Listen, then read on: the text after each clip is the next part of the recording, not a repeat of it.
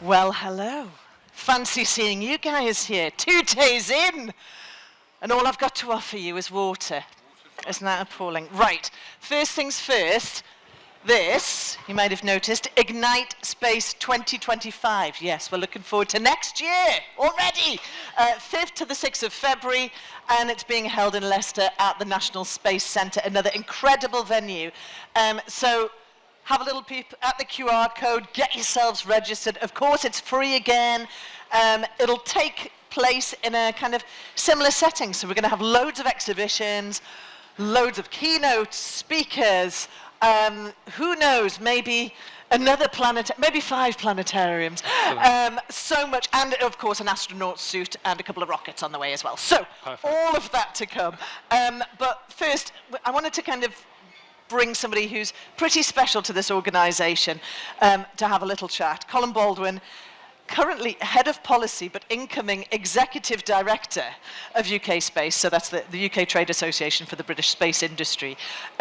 I've talked a little bit about what's been on offer here, and even as we sit here on the stage, it might not be very evident to the audience, there is so much hubbub around, which to me is everything that an event like this should be. That is where the conversations are genuinely happening.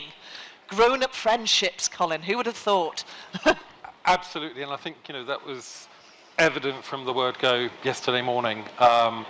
It's great. We had a full house here, but the amount of hubbub coming from around, and I think what I would certainly take away from the last 2 days is not just the quantity of conversations, but the quality, and I think that really shows a mature sector that is really kind of recognising its role and how it can work together. Let's talk a little bit about that quality of conversation. So what are you looking for there? Is that in terms of, because there'll have been lots of organisations here you already knew and some maybe that you didn't. So are you talking about the potential collaboration between different sizes of organisation and what they could offer? I think it's different sizes. So, I think it was absolutely fantastic to have a prime session here. And, I've been involved in the last 2 Ignite Spaces, and just the kind of evolution of this event, which has always had that SME focus, but bringing in the primes, bringing in the academic community is so important.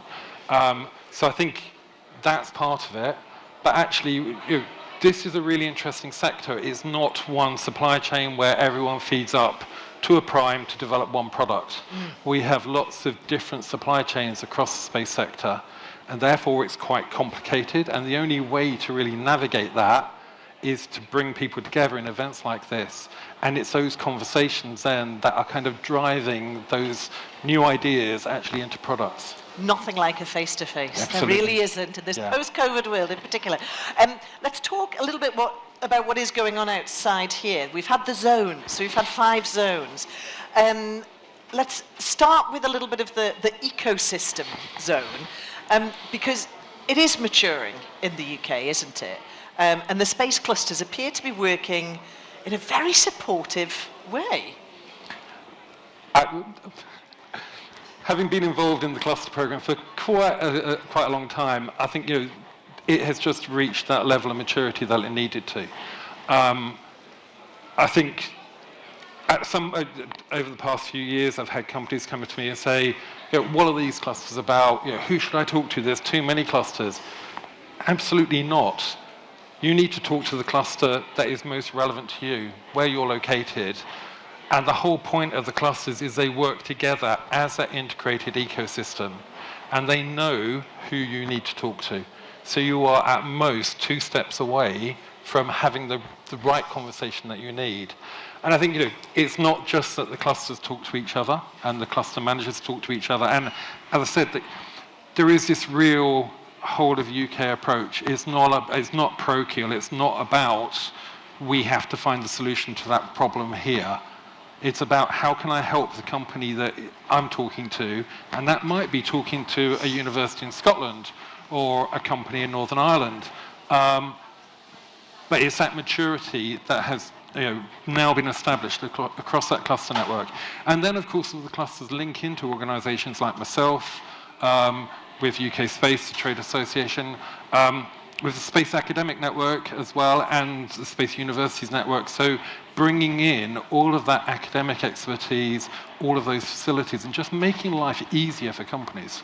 Is there any sort of gap analysis that's being done across the UK as a whole so that you have different geographical areas focusing on, that's their métier, that's the thing that they do? So if a company heads to, a part of Yorkshire and they're like, we're more about robotics, over to this place. Is that what you want? I don't think we actually really want to kind of drive that, complete segregation, if you like, of the sector. I think the whole point about space is it is such a broad and diverse sector, and there is no barrier to someone anywhere in the country having a really good business idea. And we don't want to then drag that person or that family from one part of the country to another part of the country just because Area X has said they're going to do robotics. Mm-hmm. The whole point of that connectivity, we're not a big country actually. The whole point of that connectivity is you can stay, you can grow your company in the area where you're comfortable, where your family are, and you can make a difference to your local community.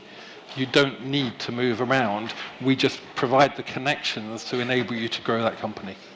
Let's move on to sustainability. And you're very keen to have this clarified. We've got sustainability in two directions, haven't we? Yes. I mean, I think it's interesting. People bandy around the word sustainability a lot. And for space, we have two areas of focus.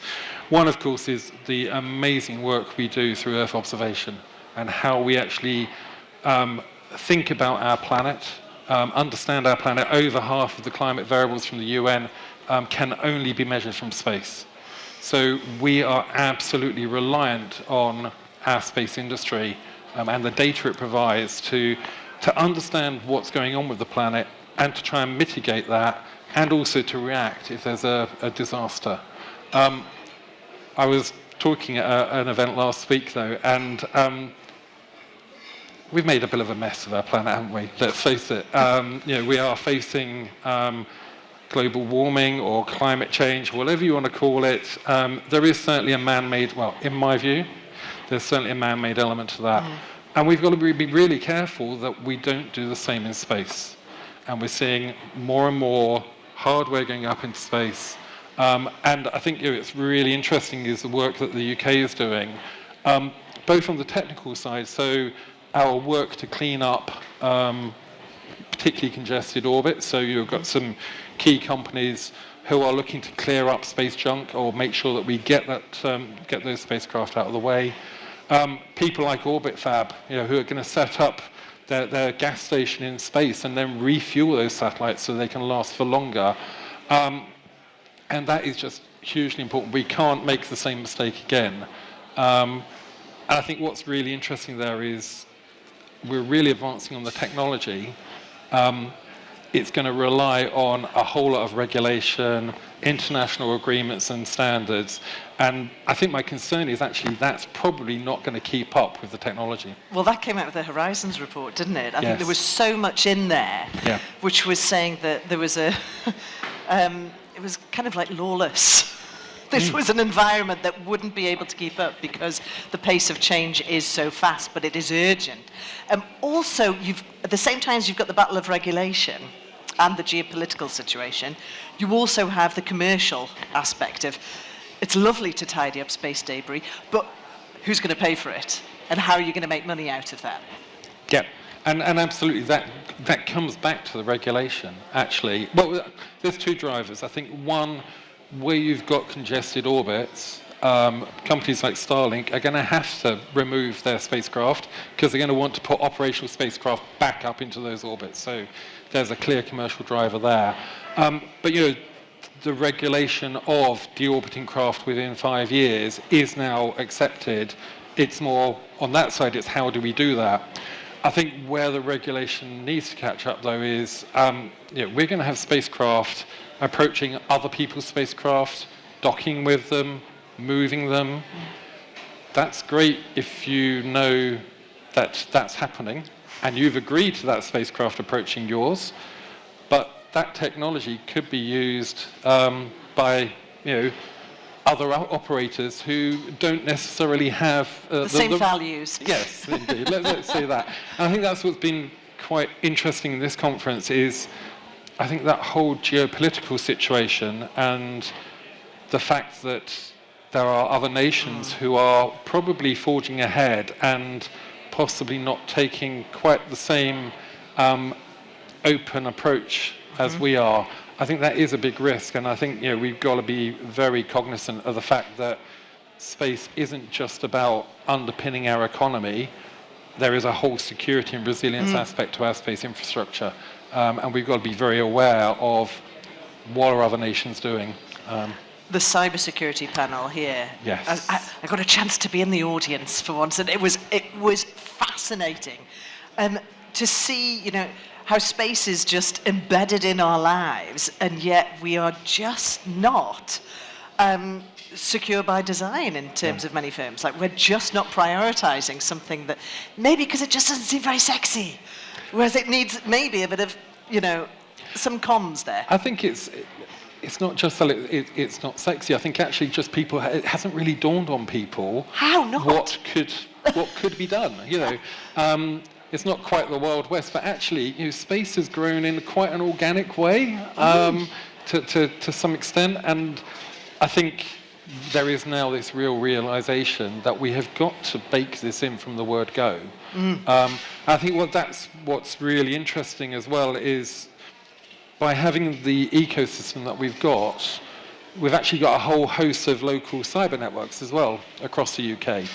And the event I was at last week was in Cheltenham, and actually it was a cyber event where Rebecca Huffey from the Space West had brought in the space community as well to start those conversations and to start breaking down those barriers between the different sectors. And that's, it's so important. We've got to start building it in by design.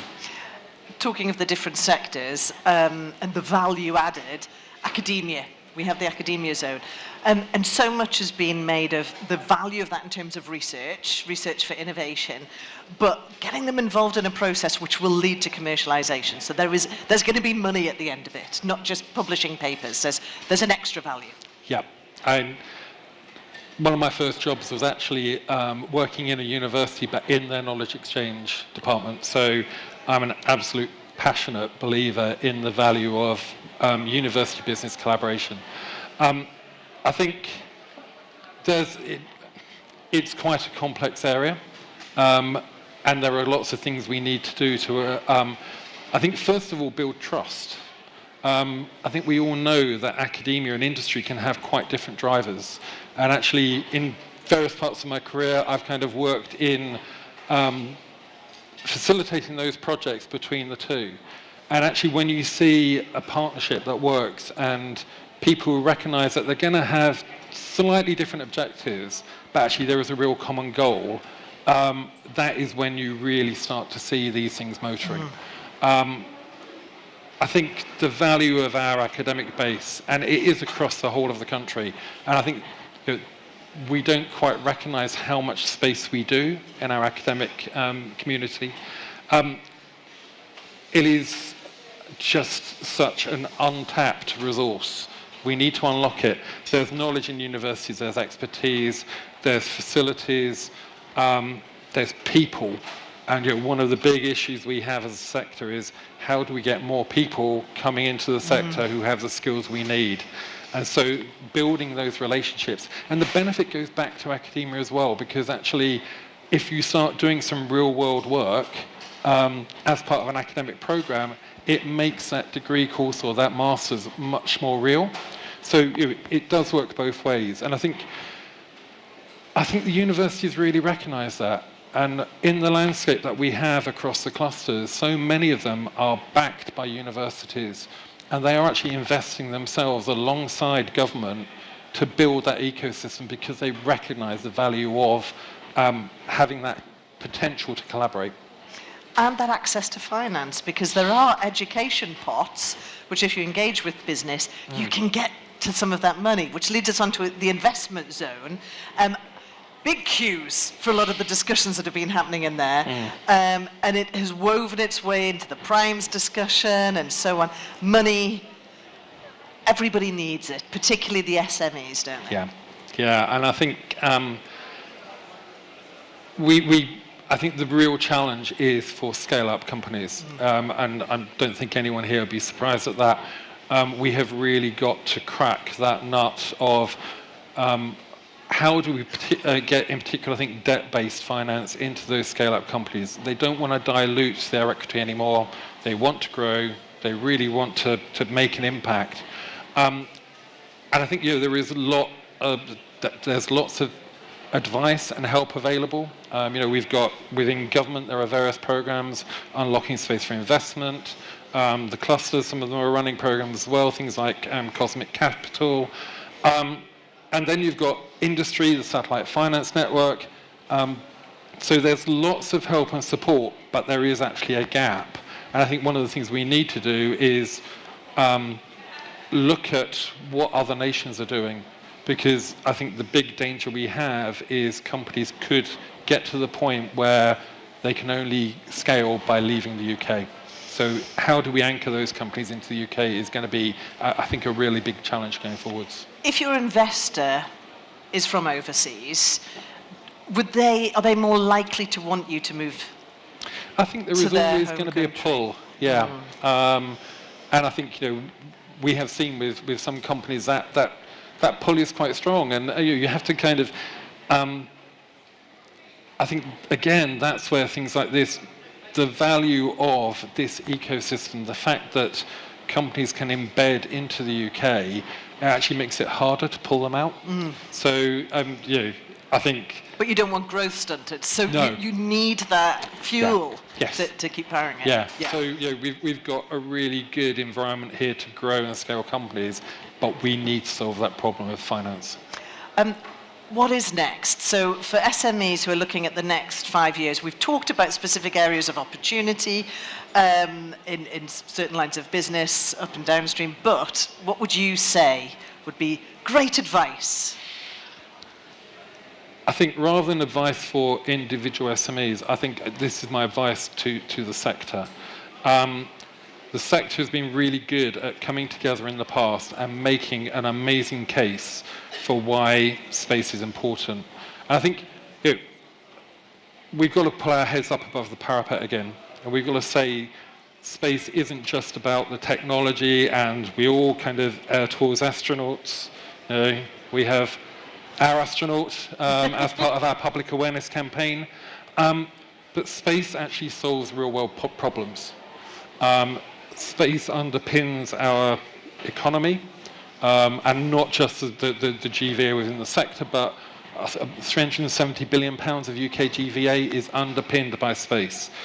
Innovation, inspiration, climate, energy, financial services, all of that is underpinned by the space sector. But actually, the general public don't know that. And we're in an election period. We know that if no seats change hands, there will be over 100 new MPs in Parliament who have no experience of being in Parliament, and a load of constituents are going to be saying to them, how are you going to solve my problems? So as a sector, I think we've got to step up and really make that case that space is part of that solution, not actually a competing priority. So making it part of the conversation. Yes, and absolutely. a major part, I always feel like I bang on about this, but it is about the communication of it, isn't it? Because it seems daunting, it seems complex, it seems hard to grapple. You start throwing in quantum and then you feel like your brain might explode unless you've been studying it for the past 10 years. But we're living with it, we're carrying it around, it is affecting our day-to-day lives, and there has to be a way of communicating that so even the investors understand. Yeah. So absolutely. they're not scared off. Absolutely, and I think, there is this whole view that space as a sector is risky, but actually if you're using data, that is not risky at all. And I think it's one of the great joys of my career in the space sector has been about seeing some of these ideas that are coming from people who, they're not space professionals, they haven't done a physics degree. They're people who've had a good idea, and had a conversation with someone and realized that space might help. And then this journey with the accelerator programs, with the investment programs, how do you help those individuals to take that idea to a product? And that's exactly what today and yesterday has been about.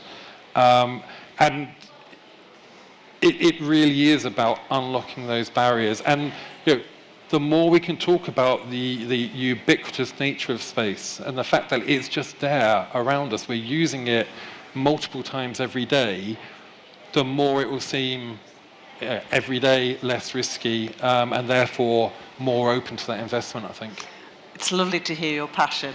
How many years have you been in this industry, dare I ask? I fell into the space sector about 15 years ago. So I was working in local economic development, and a chap called Doug Liddell, who some of you may know, who's now in BAE, was working for Surrey Satellite Technology at the time, and he came to the Regional Development Agency and said, "We've got this great idea about a demonstration satellite. Would you help to fund it?" And it was the first time in the UK we had developed this new approach of helping companies and universities to test their hardware in space and overcome one of those big barriers.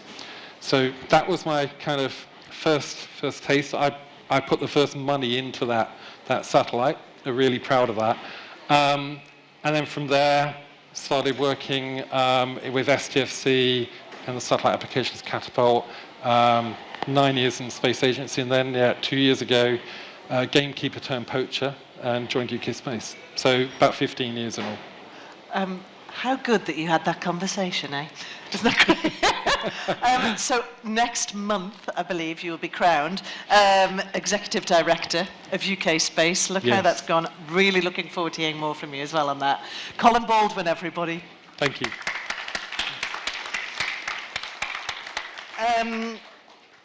I just want to say a few thank yous, actually, if that's okay. I know we do this thing, but it is really important because a 2-day event, a mini festival as I feel it is, requires an awful lot of help behind the scenes. And sometimes these people, you go here on the mic and people don't realise who's behind. So AV Matrix, who are the guys over there who've worked wonders. We've got 2 Jordans, Gerald, Tom and Kat, and they've also been operating all the kind of silent discos in the zones, which is a brilliant idea. It's as if they've turned off the extra sound so everybody can hear. Well done to you guys. On videos, we've had Callum and Sean from UMI, who are just an absolute delight to work with. I'm sure if you've been filmed by them, you'll realise they're just wonderful. Kev Gibson, get that lens off me. Kev Gibson, photographer.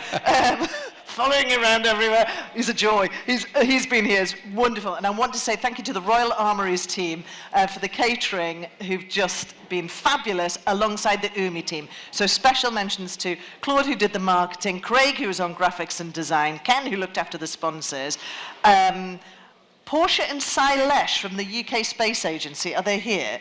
There they are. You can't hide. You came to the front, you see. I've been having meetings online, and these guys have just been an absolute joy to work with. And also, Portia knitted the clanger that Astro Agency were very, very happy to win in the pub quiz. And on top of that, has pointed out our mistake. Of course, they don't need any pop-up planetariums at Ignite Space next year because they've got the largest planetarium in the UK. Colin? By size, but not by number of seats.